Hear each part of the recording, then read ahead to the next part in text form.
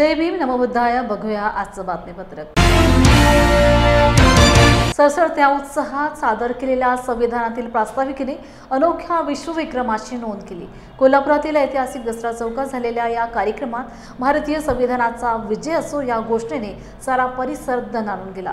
मुंबई कोकणसह जिल्ह्यातील अनेक कलाकारांनी प्रास्ताविक सादर केली।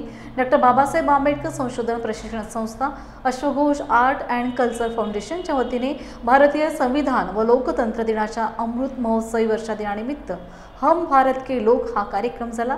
विश्वविक्रमाची घोषणा झाल्यानंतर त्याचे प्रमाणपत्र केंद्रीय सामाजिक न्याय मंत्री रामदास आठवले यांनी धर्मेंद्र देशमुख यांच्याकडून स्वीकारले।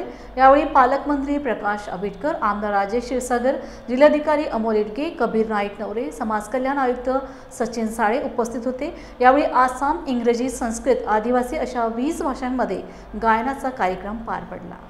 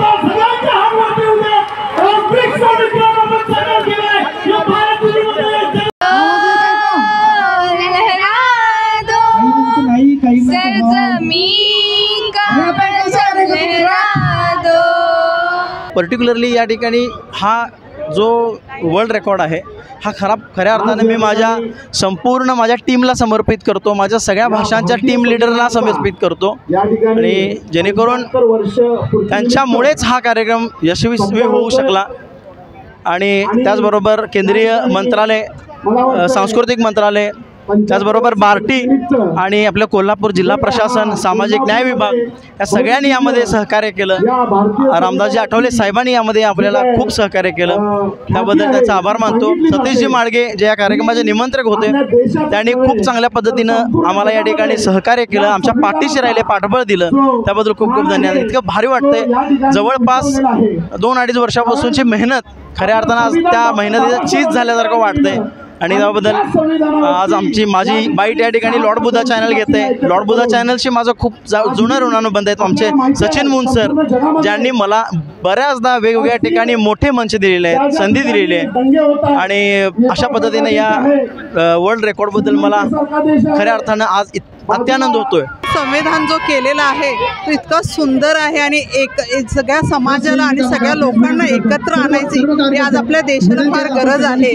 ज्यामुळे आता जे भांडण वगैरे सगळं विसरून लोकांनी जे आज प्रेम दिलेलं आहे हे फार आम्हाला बरं वाटतं, आमच्या डोळ्यात अश्रू आले। आज अश्वघोष फाउंडेशन तर्फे जो काही विश्वविक्रमाचा संविधान गीत 20 भाषेमध्ये सादर करण्याचा कार्यक्रम झाला, त्याच्यामध्ये आम्ही कन्नड भाषेत भाग घेतला होता। तर कन्नड भाषेचं आमचं हे गीत अतिशय म्हणजे प्रोत्साहन देणारं आम्हाला होतं, एनर्जेटिक असं त्याचं रिदमॅटिक होतं गाणं। आणि या विश्वविक्रम कार्यक्रमामध्ये आमच्यासारख्या कलाकारांना कबीर सरांनी आणि त्यांच्या टीमनी सहभाग घ्यायची संधी दिली। वंचितांनी आपसात संघर्ष न करता भेदाभेद मिटवून शिक्षणाची कास धरावी, सामाजिक ऐक्य साधून राष्ट्र निर्माणात योगदान द्यावे असे आवाहन नांदेड जिल्ह्याचे कर्तव्यदक्ष पोलीस अधीक्षक अविनाश कुमार पच्चे यांनी केले। आंबेडकरवादी मिशनच्या वतीने आयोजित मातंग चर्मकार बौद्ध शिक्षण क्रांती परिषदेचे आयोजन करण्यात आले होते। शिक्षणामुळे समाजात प्रगती शक्य आहे। वंचित समाजातील विविध घटकांनी एकत्र यावे, मतभेद व संघर्ष टाळावा असे आवाहन अविनाश कुमार यांनी केले। सकल अनुसूचित जाती बंधुत्व, सामाजिक ऐक्य प्रस्थापित करून राष्ट्रवाद पाया रचण्यासाठीच हे राज्यस्तरीय अभियान राबविण्यात येणार असल्याचे दीपक कदम, प्रमुख आंबेडकरवादी मिशन यांनी स्पष्ट केले। या कार्यक्रमात 100 गुणवंत विद्यार्थ्यांचा सत्कार करण्यात आला।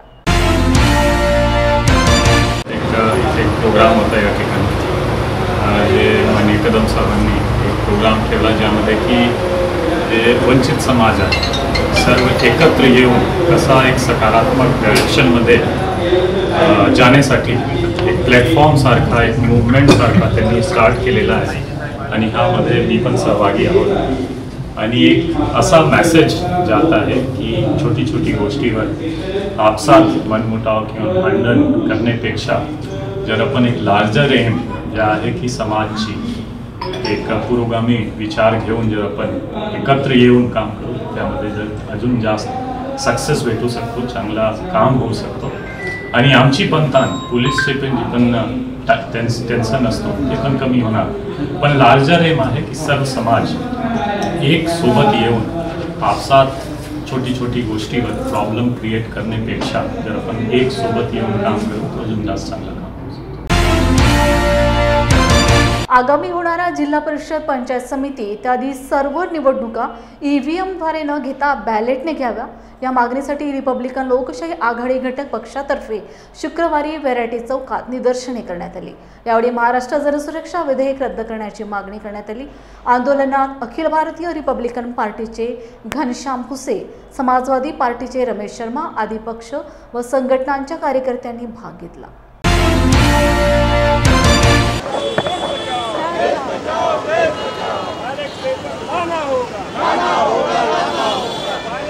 या ठिकाणी अखिल भारतीय रिपब्लिकन पक्ष, CPI, CPM, SUCI आणि जय विदर्भ पार्टी या सर्वांच्या वतीने EVMच्या विरोधात आंदोलन करण्यात येत आहे आणि बायलेट पेपरनी निवडणूक झाली पाहिजे असं आमचं मत आहे।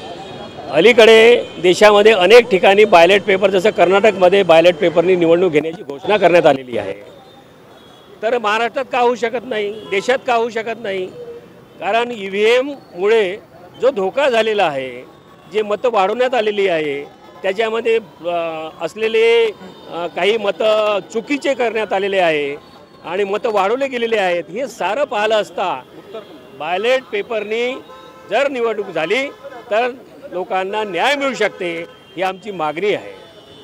आणि म्हणून आम्ही मागणी करत आहोत की बायलेट पेपरनीच निवडणूक व्हावी।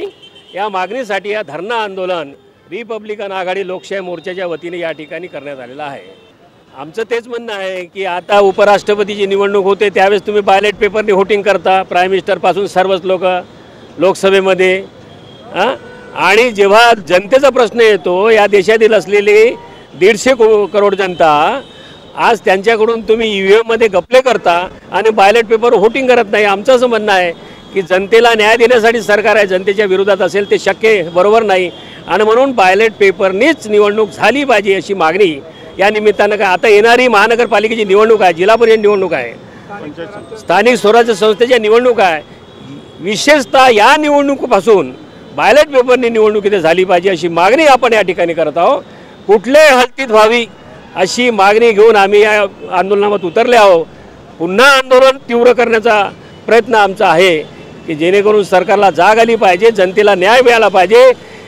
EVMच्या माध्यमातून लोकशाहीचं हनन आहे, EVMच्या माध्यमातून लोकांना तुम्ही बनवाबनवीचं राजकारण करून मतदान वाढवून सत्तेवर तुम्ही आलेले आहात, हे चुकीचं आहे। म्हणून बायलेट पेपरने झालं तर क्लिअर होईल आणि बायलेट पेपरच्या माध्यमातून जेव्हा आपली निवडणूक होईल तर सर्वांना न्याय मिळेल अशी अपेक्षा करून आम्ही आंदोलन करत आहोत। आज जो हम लोगों ने यहाँ पर EVM हटाओ और बैलेट पेपर लाओ के मुद्दे से जो आंदोलन कर रहे हैं, मुझे ये समझ में नहीं आता है कि जब यहाँ कर्नाटक सरकार वहाँ पर स्थानीय जो स्वराज के जो भी चुनाव है, महानगर पालिका, जिला परिषद, पंचायत समिति, वो बैलेट पेपर से करवाने को तैयार हो गई है।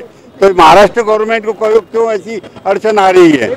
बैलेट पेपर पूरे देश, मगर अभी तो फिलहाल हमारा कहना है कि आने वाली जो ही महानगर पालिका, जिला परिषद, पंचायत समिति, इसका चुनाव यहाँ से बैलेट पेपर से ही होना चाहिए। ईवीएम का हमारा सख्त विरोध रहेगा और अगर ऐसा नहीं किया इन्होंने तो हम हो सकता है इसके लिए और भी कोई कदम उठाने का प्रयत्न करेंगे।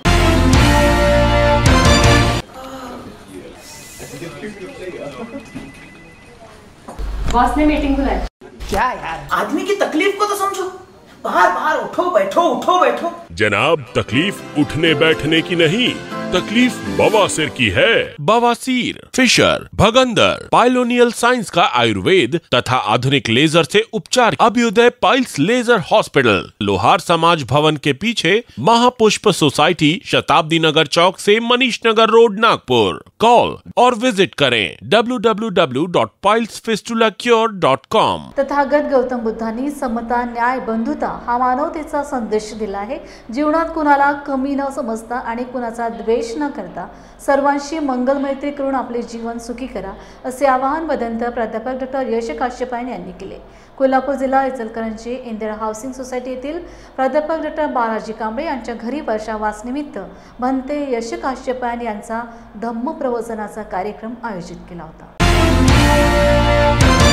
आज बालाजी सरांच्या घरी सणासारखा उत्सव आहे, तर वर्षावासाच्या निमित्तानं इथं आम्हाला बोलावलं आहे। तसंच तुम्हाला अजून सर्वांना विनंती करतो, शिवाजी विद्यापीठ कोल्हापूर यांनी पाली भाषेला, म्हणजे पाली भाषा म्हणजे बुद्धवाणी, शोध बुद्धवाणीचा, या बुद्धवाणीला पाली भाषेला आश्रय दिलेला आहे शिवाजी विद्यापीठानं। आणि पाली भाषा आता म्हणजेच अभिजात भाषेचा दर्जा भारत सरकारनं दिलेला आहे, म्हणून शिवाजी विद्यापीठामध्ये पाली भाषाही चालू आहे। त्याच्यामध्ये तुम्ही जास्तीत जास्त संख्येनं भाग घ्या विद्यार्थी म्हणून आणि प्रत्यक्ष बुद्धवाणी समजून घ्या। तर आज आणि विशेष रूपानं म्हणजे लॉर्ड बुद्धा टीव्हीचे आम्ही उपकार का मानतो, कारण आमचा आवाज दुसरं कोण दुसरीकडे जाऊ देणार? अहो, आमचा आवाज दाबल्या जाते, वस्तुतः आम्ही बघतोय, पण लॉर्ड बुद्धा टीव्ही गेली 25 वर्षापासून हे काम करते आहे। आणि वंचितांचा आवाज, वंचित म्हणजे एक पार्टी नाही आहे, पार्टी तर ठीकच आहे, पण वंचितांचा आवाज, डिप्रेस क्लास, ज्याला इंग्लिशमध्ये डिप्रेस क्लास म्हणतात, ज्याला मुख्य प्रवाहात येऊ देत नाही, अशा माणसाचा आवाज म्हणजे लॉर्ड बुद्धा टीव्ही प्रसारित करते। आणि त्याच्यातही कोल्हापूर जिल्ह्यामध्ये हे आपले दयानंद जिरगे चांगलं काम करत आहे। विशेष रूपानं ते जिथं कार्यक्रम असला त्यांना निमंत्रण दिलं तर ठीक, नाही निमंत्रण दिलं तर कमीत कमी लॉर्ड बुद्धा टीव्हीला हे बातमी तरी लागली पाहिजे, यासाठी ते सगळीकडे जातात। म्हणून त्या म्हणजे Lord Buddha TV branch Kolhapur यांचंही मी अभिनंदन करतो काय। आणि आजच्या या धम्मप्रवचनाच्या निमित्तानं इथं उपस्थित असलेल्या सर्व लोकांना म्हणजेच सर्व लोकांचं अभिनंदन करतो आणि सर्वांनाच हे धम्मप्रवचन लाभदायक हो आणि विनंती करतो सर्वांनी एक वेळ बुद्ध आणि त्यांचा धम्मसुद्धा अध्ययन करून घ्या। भाद्रपद पौर्णिमेनिमित्त आणि वर्षावास या निमित्तानं धम्मप्रवचन आयोजित केलेले होतं। तर या प्रवचनासाठी आमच्या कुटुंबाने पूज्य भंते यश काश्यपायन यांना धम्मदेशनेसाठी निमंत्रित केलेलं असल्यामुळे या कार्यक्रमासाठी आमच्या परिसरातील, आमच्या शहरातील आणि आमच्या गावातील बरेचसे बौद्ध उपासक, उपासिका आणि इतर धर्मीयसुद्धा लोक या परिषदेसाठी उपस्थित होते। या प्रवचनासाठी उपस्थित असताना आमच्याकडून सर्व समाजासाठी भंतेच्या रूपानं आम्ही एक चांगला संदेश दिला असं आम्हाला वाटतं। या ठिकाणी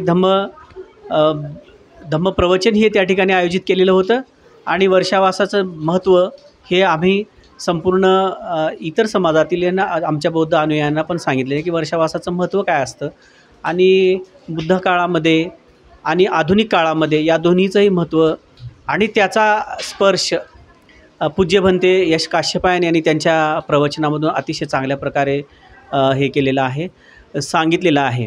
बरेचसे लोक या ठिकाणी त्या प्रवचन ऐकण्यासाठी उपस्थित होते.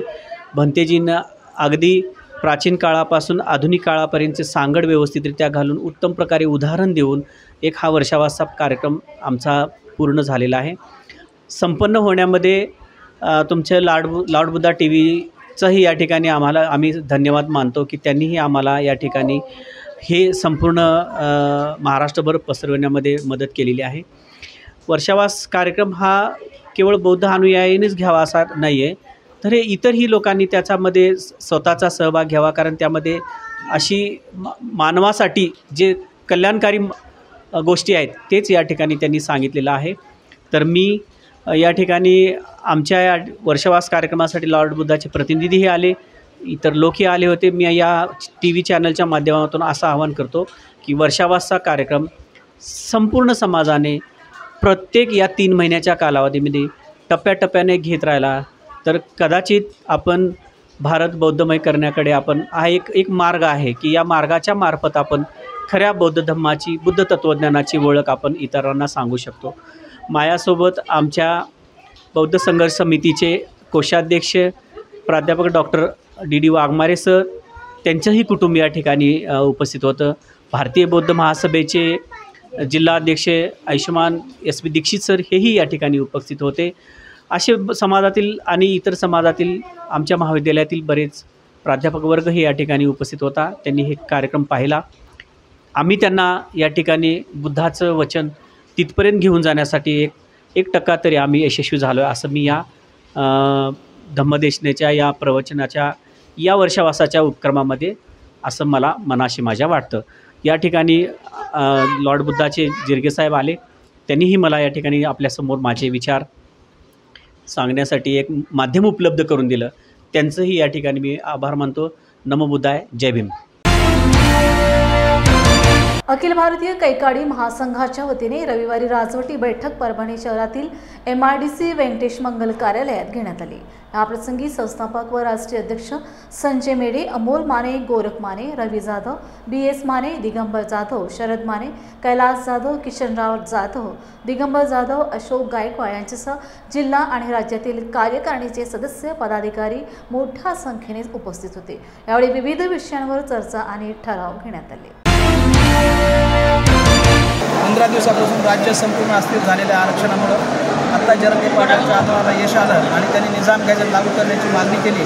ही निजाम गॅजेटची मागणी त्यांच्यासाठी मान्य झालेली आहे. तर त्याच अनुषंगानं आजचा जो माणसा मेळावा बैठक होती, मेळावा झाला, तर आमचीसुद्धा तेच मागणी आहे. कारण निजाम गॅजेटमध्ये कैकाडी समाजासाठी अनेक विमुक्तांच्या जाती त्या निजाम गॅजेटमध्ये STच्या आरक्षणास पात्र आहेत. त्यामध्ये कैकाडी समाज आहे, बंजारा समाज आहे, वडार समाज आहे, आता ऐकले वंजारी समाज पण आहे. अशा विमुक्तांच्या 14 जाती आहेत आणि ते STचं जे आरक्षण आहे ते आम्हालाही मिळावं यासाठी आजची बैठक होती. याचबरोबर आमच्या समाजावर संपूर्ण राज्यभरात क्षेत्रीय बंधन लागलेलं आहे. विदर्भामध्ये आमचा समाज SCच्या संख्येस पात्र आहे, तर उर्वरित महाराष्ट्रामध्ये आम्ही विमुक्त जातीमध्ये आहोत. तर हे कैकाडी समाजाचं क्षेत्रीय बंधन उठावं यासाठी सुद्धा आजचा मेळावा होता. कारण हे क्षेत्रीय बंधन संपूर्ण राज्यभराला न्याय देईल. कैकाडी समाजाची आज राज्यव्यापी बैठक परभणीमध्ये झाली. त्या बैठकीला उपस्थित राहून आमच्या कैकाडी समाज बांधवाच्या ज्या ज्या मागण्या आहेत लवकरच महाराष्ट्राचे कर्तव्यदक्ष मुख्यमंत्री आदरणीय देवेंद्र फडणवीस साहेबांसोबत आमच्या कैकाडी समाज बांधवाचं एक शिष्टमंडळ आणि मुख्यमंत्री महोदय आणि जिल्ह्याच्या पालकमंत्री मेघना दिदी बोर्डिंग साकोर यांच्या उपस्थितीमध्ये लवकरच 10-12 दिवसामध्ये एक बैठक घेऊन लवकरात लवकर कैकाडी समाज बांधवाच्या ज्या काही मागण्या आहेत त्या कशा पूर्ण होतील. भारतीय जनता पार्टीचा जिल्हाध्यक्ष म्हणून कैकाडी समाज बांधवाच्या सर्व मागण्याला माझा जाहीर पाठिंबा आहे आणि ते मुख्यमंत्री महोदयांना आपण लवकर करायला. जिल्हा परिषदेतील माजी आरोग्य अधिकारी तथा आंबेडकरी चळवळी सामाजिक धार्मिक कार्यात नेहमी पुढाकार घेऊन कार्यकर्त्यांना प्रेरणा देणारे निष्ठावंत कार्यकर्ते GS व्यवहारे यांची 15 सप्टेंबर रोजी वयाच्या 80व्या वर्षी दुःखद निधन झाले असून त्यांच्या जाण्याने आंबेडकरी चळवळ पोरकी झाल्याचे मत अनेकांनी व्यक्त केले आहे. ज्ञानोबा व्यवहारे यांनी त्रिरत्न बौद्ध महासंघात अनेक वर्ष कार्य केले होते. त्यांना धम्मचारी या उपाधीने गौरविण्यात आले होते. आरोग्य अधिकारी असताना त्यांनी कर्मचाऱ्यांना सोबत घेऊन नांदेडच्या जिल्हा परिषदेत पहिल्यांदा भीम जयंती सुरू केली होती. जिल्हा परिषदेतील जनसंपर्क अधिकारी मिलिंद व्यवहारे व शिक्षक आनंद व्यवहारे यांचे ते वडील होते. 15 सप्टेंबर रोजी त्यांच्या पार्थिवावर नांदेडच्या सिडको भागातील स्मशानभूमीत हजारोंच्या साक्षीने अंत्यसंस्कार करण्यात आले. याप्रसंगी आंबेडकरी चळवळीचे भाष्यकार सुरेशदादा गायकवाड, नंदकुमार बनसोडे, बौद्ध महासभेचे ऑडिटर युवराज मोरे यांच्यासह सर्व स्तरातील नागरिक मोठ्या संख्येने उपस्थित होते. GS व्यवहारे साहेब जे आहेत ते आमचे साक्षीदार आहेत आमच्या चळवळीतील आयुष्याचे. त्यांचा माझा परिचय 1976ला किनवट येथे झाला आणि ते आमचे संबंध नंतर दिवसेगणिक एवढे जवळचे होत गेले की कोणत्याही नातेवाईकाच्या पलीकडचे असे आमचे दोघांचे संबंध झाले. GS व्यवहारे साहेबांनी दलित पॅन्थर चळवळीमध्ये प्रत्यक्ष सहभाग त्यांना घेता आला नाही, परंतु अप्रत्यक्षपणे दलित पॅन्थरच्या पूर्णपणे वाटचालीमध्ये त्यांचं संपूर्णपणे योगदान आहे. आम्ही किनवटला असताना अनेक कठीण प्रसंगामध्ये आम्हाला सामोरं जावं लागलं आणि आम्ही जेल भरो आंदोलन केलं. तर समजा जेल भरो आंदोलन केलं, आम्ही सगळे अटक झालो, पुरुष मंडळी, युवक मंडळी. तर मग घरातील महिलांना काढून रस्त्यावर आणण्याचं काम व्यवहारे साहेब स्वतः करीत असत. पूर्ण वस्तीमध्ये फिरून सरकारी कर्मचाऱ्यांच्या आणि सिद्धार्थनगर येथील नागरिकांच्या सर्व महिला आमच्या नंतर मोर्चामध्ये ते काढीत असत. त्याच्यानंतर आम्हाला जो काही जमानतीचा खर्च लागतो त्या खर्चाची तजवीज करण्यासाठी ते संपूर्ण कर्मचाऱ्यांकडे फिरत असत आणि जो काही खर्च होतो त्या खर्चाची ते तयारी करत असत. व्यवहारे साहेबांचं योगदान प्रचंड मोठं योगदान आहे. त्यांचे जे छोटे भाऊ आहेत दत्ता व्यवहारे, हे एकदा किनवटला आले आणि त्यांनी आम्हाला सांगितलं की 78च्या नामांतराच्या दंगलीच्या पिरियडमध्ये नागापूर येथे नागोराव घोले नावाच्या एका आपल्या बौद्ध समाजाच्या इसमाला गावातील लोकांनी जातीयवादाच्या कारणातून हल्ला केला, मारहाण केली आणि तो गंभीर जखमी झाला. मग आम्ही किनवटला आपलं भोकरला गेलो, भोकरवरून नागापूरला गेलो आणि तिथं दलित पॅन्थरचा एक प्रतिकार मेळावा मोठ्या ताकदीने घेतला. एले हिरे, भीमराव राव, त्याच्यानंतर अनेक सुरेश कावळे असे अनेक पॅन्थर्स आमचे तिथे त्यावेळेला कार्यरत होते. व्यवहारे साहेब एवढ्यावरच थांबत नसत, तर मुंबईला मोर्चा असेल तर ते मुंबईला मोर्चाला येत असत. अगदी रामदास आठवले, अरुण कांबळे यांच्या वैयक्तिक ते संपर्कामध्ये राहत असत. ते नाममात्र नोकरीत राहायचे.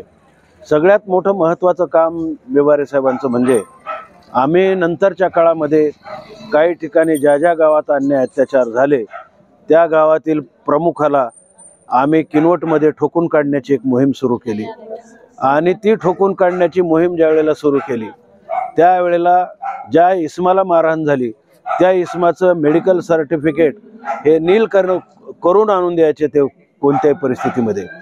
अशा पद्धतीमध्ये व्यवहारे साहेबांचं या चळवळीमध्ये अनन्यसाधारण योगदान आहे. मी एलिये हिरे, आंबेडकरी चळवळीतील कार्यकर्ता भोकर येथील आहे. आज एक दुःखद घटना घडली. GS व्यवहारे, ज्ञानबाजी सटवाजी व्यवहारे आमच्या भोकर तालुक्यातील नागापूर गावचे रहिवासी.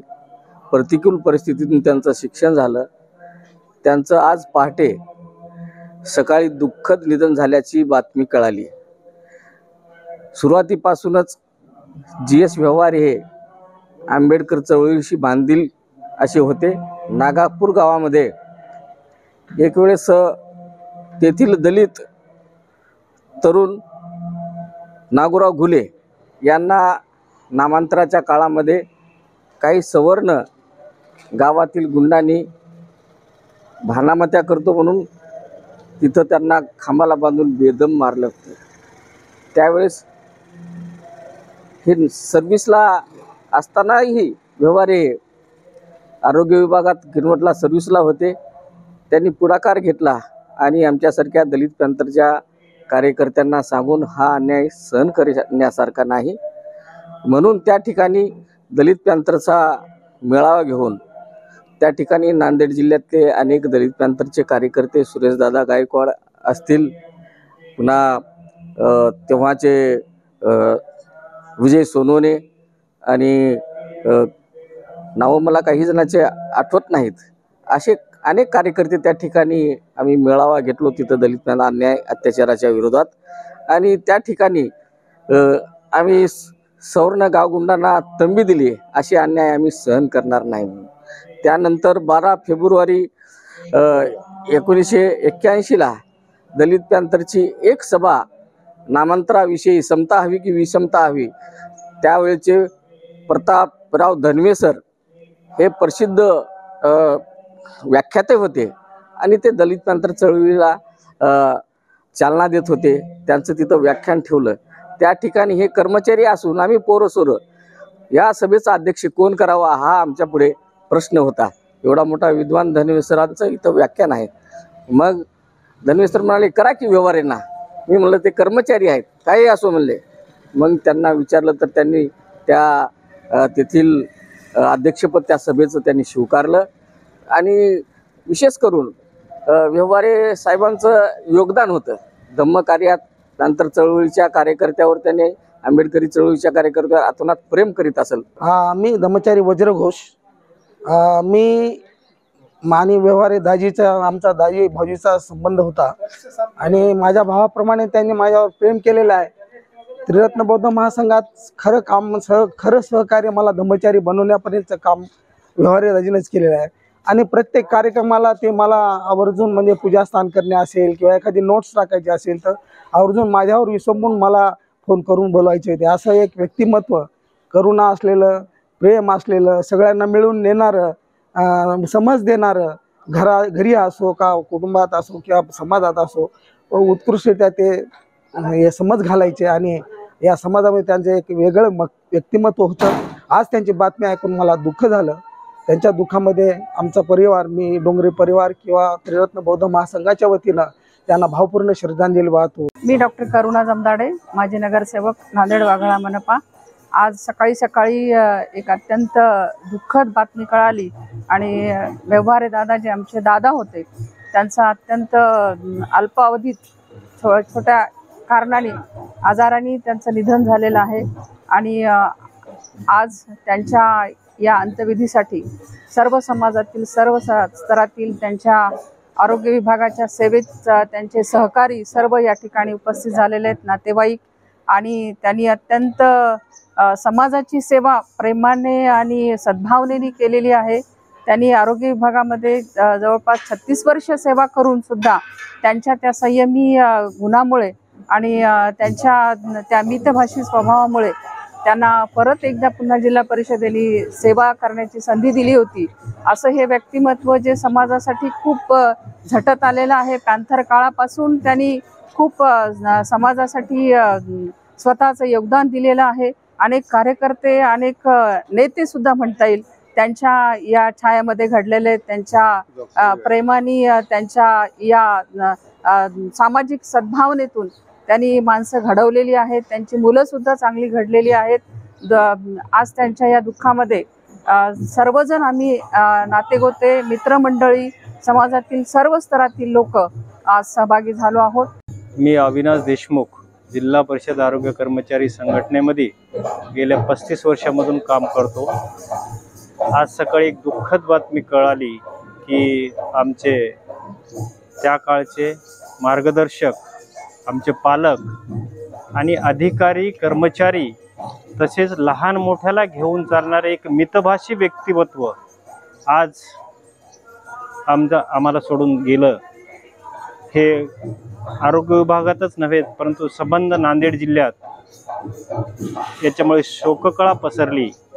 या दुःखातून त्यांचे कुटुंब, आमच्यासोबत ते मिलिंद आहेच, तर ते मिलिंद त्यांचे सर्व कुटुंबीय यांना या दुःखातून बाहेर पडण्याची परमेश्वर ताकद देवो आणि आदरणीय व्यवहारे साहेबांना सद्गती प्राप्त हो ही परमेश्वर शरणी प्रार्थना। मी युवराज मोरे, भारतीय योजना सभा महाराष्ट्र राज्याचा ऑडिट कमिटी या ठिकाणी आदरणीय व्यवहारे साहेबांचं दुःखद असं निधन झालेलं बातमी समाज माध्यमातून पाहिली आणि अत्यंत दुःख झालं। अत्यंत संयमी, अत्यंत सोज्वळ आणि अत्यंत मनमिळावू स्वभावाचे व्यवहारे सर यांनी पॅन्थरच्या काळामध्ये अत्यंत खूप जे पॅन्थर कार्यकर्ते त्यांना खूप मदत केली आणि चळवळीला खूप मदत केली। शासकीय कर्मचारी असताना त्यांनी खूप मदत केली। त्यासाठी त्यांना या ठिकाणी त्यांचं दुःख हे खूप समाजाची हानी झालेली आहे असं मला वाटतं की न भरून निघणारी हानी आहे। क्या हुआ बहू? माँ, पाइल्स की बहुत तकलीफ हो रही है। तो तुम गुदरोग सर्जन के पास क्यों नहीं गई? देखो, जैसे हार्ट के लिए हार्ट स्पेशलिस्ट, ब्रेन के लिए ब्रेन स्पेशलिस्ट, तो पाइल्स के लिए पाइल्स स्पेशलिस्ट क्यों नहीं? स्त्री हो या पुरुष, टॉयलेट में तकलीफ केवल पाइल्स ही नहीं और भी कई प्रकार के गुदरोग तथा कैंसर भी हो सकता है। इसीलिए इसकी प्रत्यक्ष जांच जरूरी है। ठीक है माँ, पर जांच के लिए हम जाएंगे कहाँ? वही काले आयुर्वेदिक पाइल्स हॉस्पिटल में। लेकिन माँ, प्रेगनेंसी में पाइल्स की दवाइयाँ? प्रेगनेंसी में आयुर्वेदिक दवाइयाँ सुरक्षित होती है। जनहित में जारी काले आयुर्वेदिक पाइल्स हॉस्पिटल, औषधि चिकित्सा तथा सर्जरी ट्रीटमेंट उपलब्ध। हमारा पता उमरेड रोड, दिघौरी बस स्टॉप के पास, नागपुर। अधिक जानकारी के लिए वेबसाइट पर जाएं kalepailshospital.com।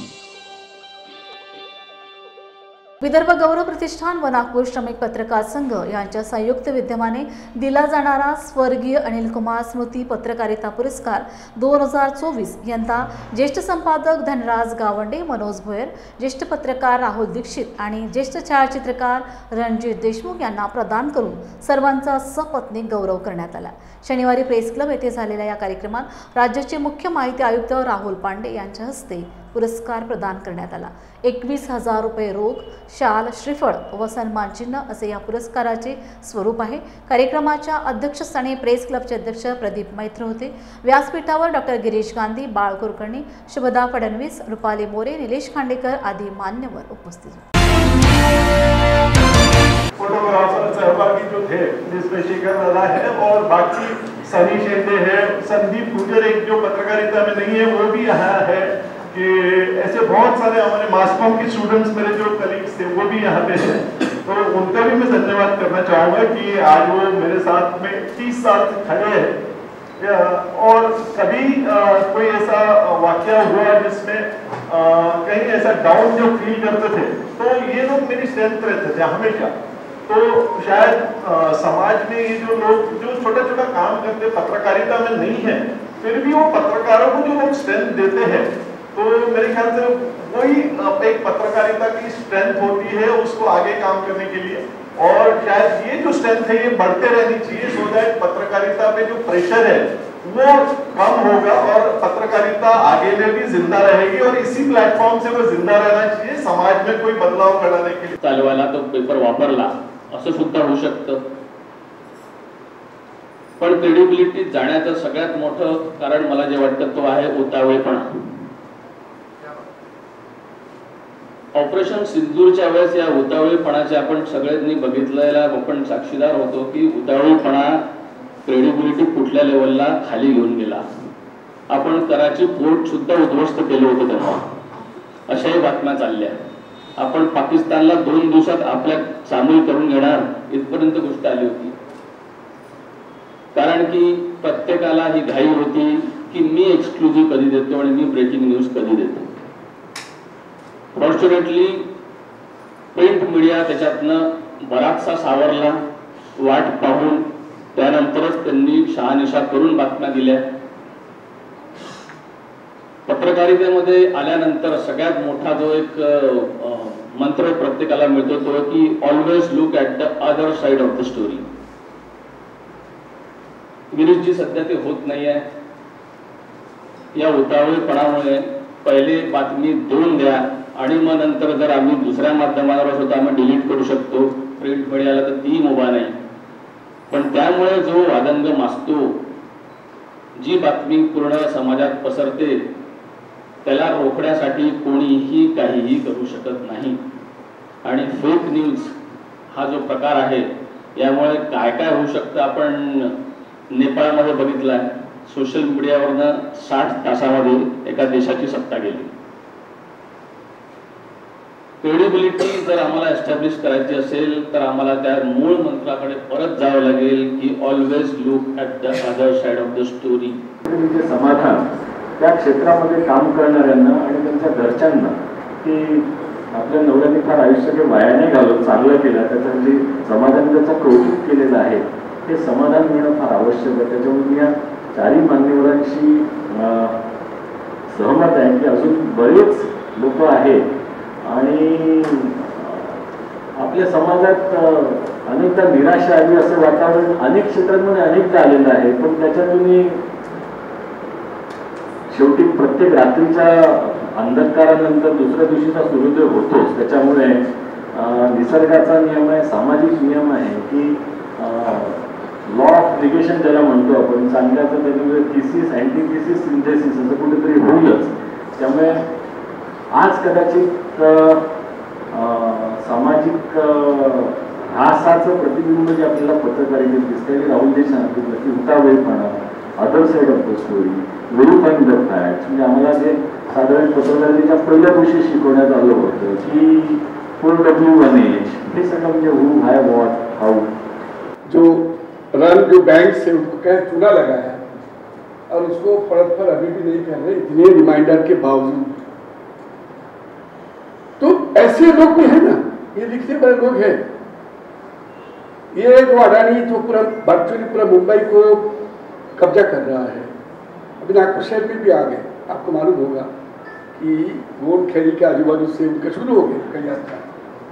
नागपुर शहर को भी कब्जा करना चाहते. कल चल के आपको एयरपोर्ट जो है जीएमआर क्या है वो जीएमआर, वो नाम का जीएमआर है, वो अडानी चलाएगा. आप मेरे से लिख लो. तो ऐसे समय पे जब इस तरीके से वो तो ऑलरेडी एनडीटी में ले लिया और कई मीडिया हाउस को उन्होंने खरीद लिया. तो ऐसे वातावरण में मुझे लगता है कि ये सिचुएशन पहले भी था. आज से 50 साल पहले भी इस पर डिस्कशन हुआ. इमरजेंसी के पीरियड इंदिरा गांधी इसको नशेज करना भी चाहते थे कि सिर्फ 8 परिवार देश का 80% सर्कुलेशन को कंट्रोल करता है. और ये जो बात हम पर होता है कि अरे पत्रकार तो बिक गए सर, हम लोग वी आर द एम्प्लॉई. ये जो फ्रीडम ऑफ एक्सप्रेशन की बात करते हैं, it is purely A dictatorship of the owner. ये हमारा अब हम तो एक जस्ट उनका ये हस्तक है, जैसा आप बोलेंगे वैसा लिखना है. तो ये सिनारियो में हम जी रहे हैं, मगर ऐसे सिच्युएशन में भी ऐसे पत्रकार हैं. बरोबर आहे. मी नवराष्ट्र डिजिटलचा संपादक झालो, म्हणजे राजकीय विभागाचा. पण ज्या महान पत्रकाराच्या नावानं हा पुरस्कार दिला जातो त्याचा मला विलक्षण आनंद आहे.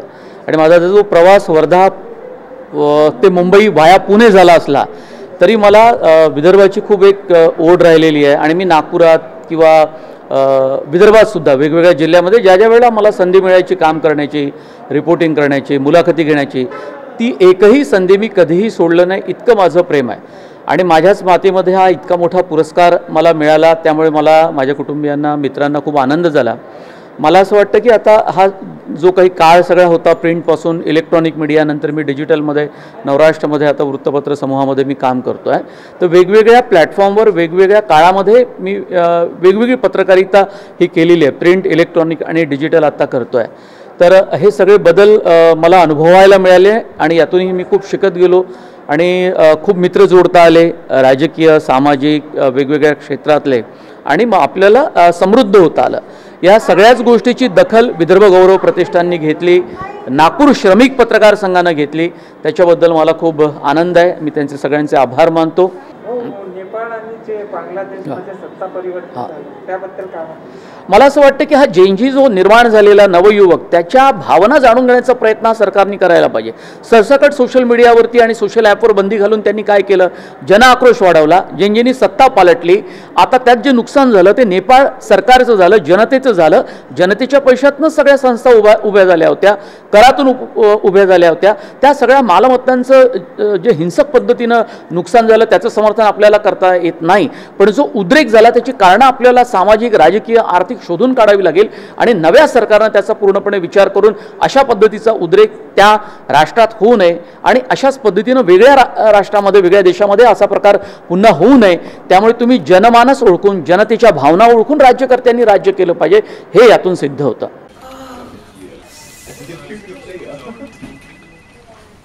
बॉस ने मीटिंग बुलाई. क्या यार, आदमी की तकलीफ को तो समझो. बाहर बाहर उठो बैठो.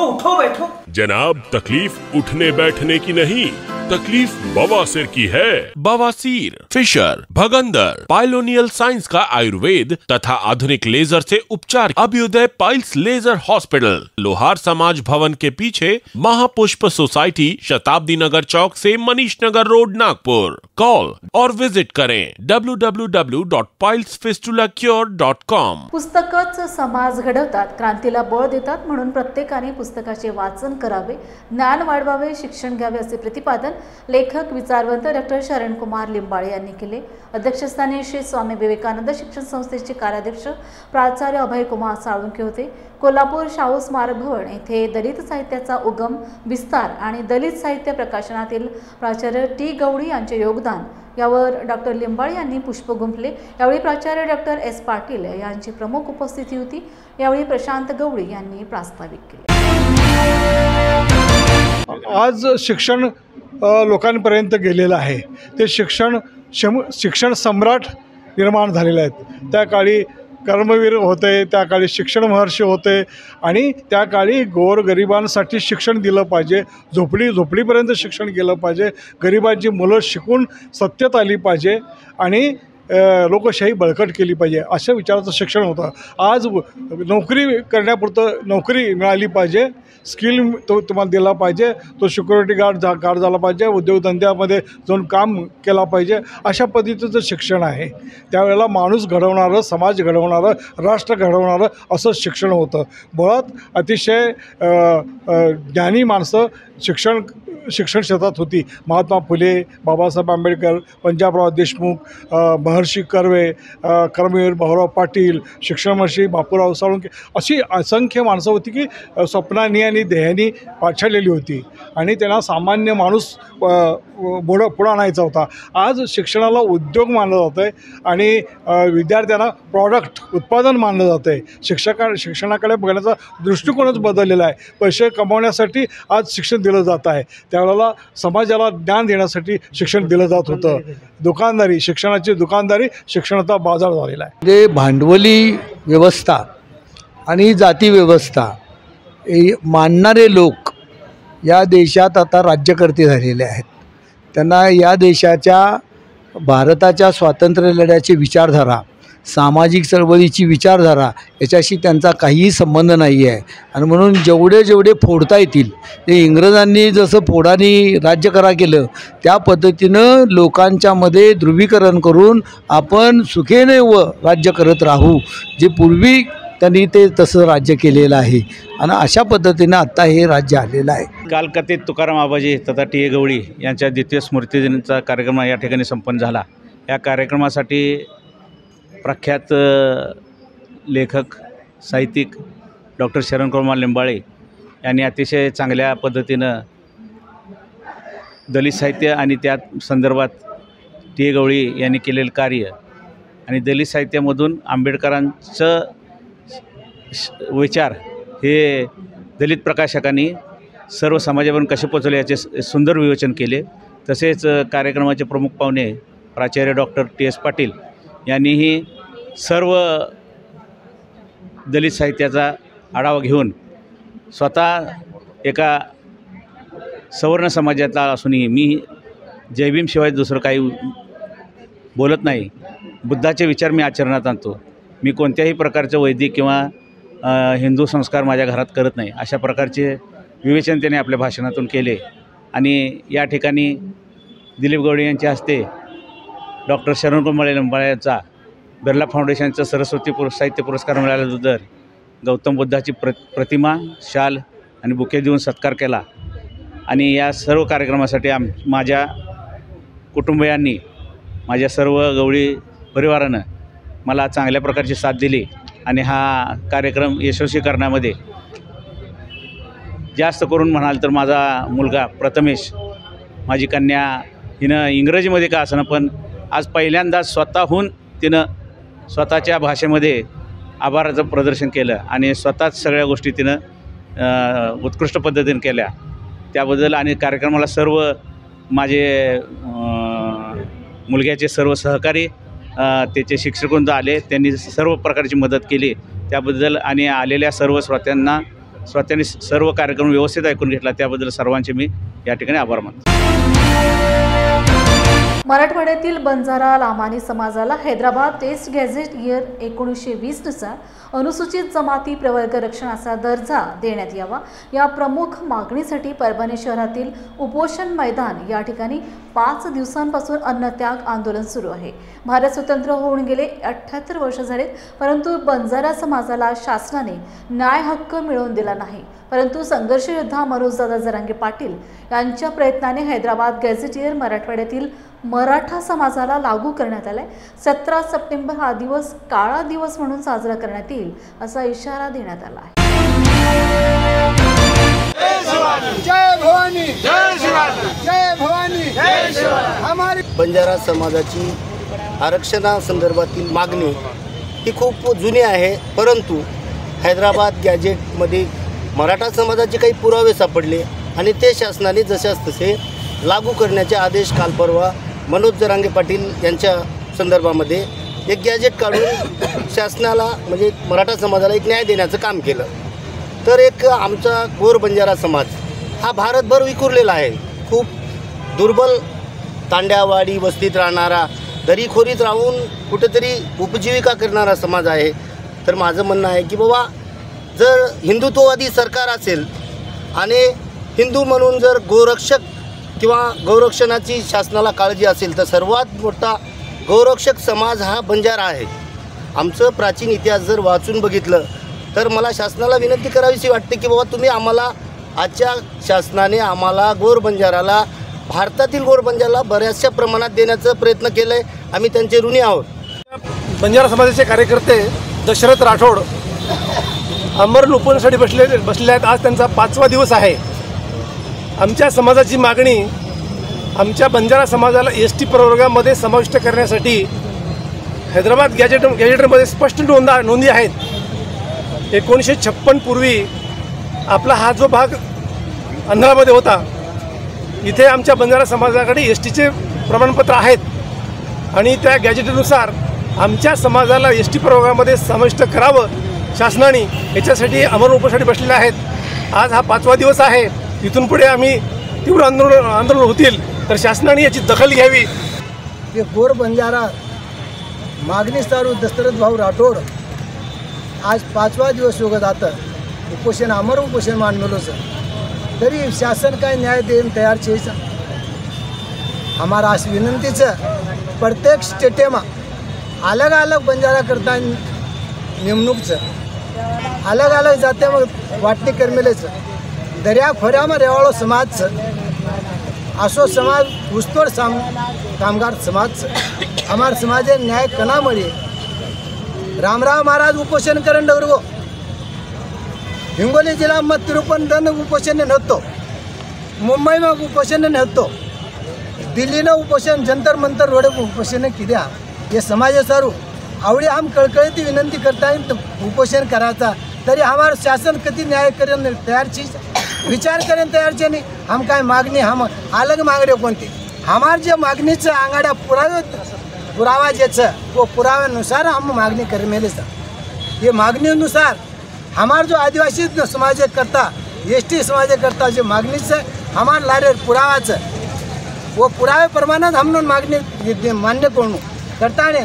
देवेंद्र साहेबांना हम विनंती करायचा, अजित पवारांना विनंती करायचा आज परभणी जिल्हा मराठवाडा साठी आज आमचे दशरथ भाऊ राठोड हा यांचा आज 11 तारखेपासून हे उपोषणला बसलेला आहे. आज त्यांचा 5वा दिवस आहे. आत्तापर्यंत कोणी त्यांची उपोषणची दखल कोणी घेतलेली नाही आहे, कोणी भेटायला आलेले नाही आहे. आमच्या सरकार मायबापांना आमची विनंती आहे की आमचा हा हक्काचं आरक्षण आहे, आमचा हक्काचं आरक्षण आहे. आज जरांगे पाटलांना तुम्ही कुणबीमध्ये तुम्ही त्यांना आरक्षण हैदराबाद गॅजेटमध्ये तुम्ही आरक्षण दिलं, तसं आमच्या बंजारा समाजालाही आमचा हक्काचं आरक्षण आहे. ऑलरेडी आम्ही तिथं हैदराबाद गॅजेटमध्ये आम्ही आहोत, कर्नाटका तेलंगामध्ये आम्ही आहोत. आमचे सोयरे धायरे आमचे सगळे तिकडं आमचे लोक आहेत. काही कारणास्तव आम्ही इकडं राहायला आल्यामुळं आमचं मराठवाड्यात नाव नोंदणी झालेली आहे, पण आमचे सगळे लोक तिकडंच आहेत. आम्हाला बंजारा समाजाला न्याय मिळवण्यासाठी आमचे दशरथ भाऊ राठोड आज 5 दिवसापासून आमरण उपोषणला बसलेले आहे. बंजारा सेवा संघाचा जिल्हाध्यक्ष आहे. आमचे नेते आदरणीय दशरथ भाऊ राठोड हे गेले 5 दिवसापासून समाजासाठी ST आरक्षणमध्ये समाविष्ट करण्यासाठी आमरण उपोषणला बसलेले आहेत. परंतु आजपर्यंत कोणी शासनाने त्यांची दखल घेतलेली नाही. तर आमच्या शासनाला हीच विनंती आहे की आमच्या बंजारा समाजाला ताबडतोब ST आरक्षणमध्ये समाविष्ट करून बंजारा समाजाला न्याय द्यावा. जय भीम इंडियाच्या बातमीपत्रात वेळ झाली येथेच थांबण्याची. पुन्हा भेटूया ताजा घडामोडी घेऊन. जय भीम.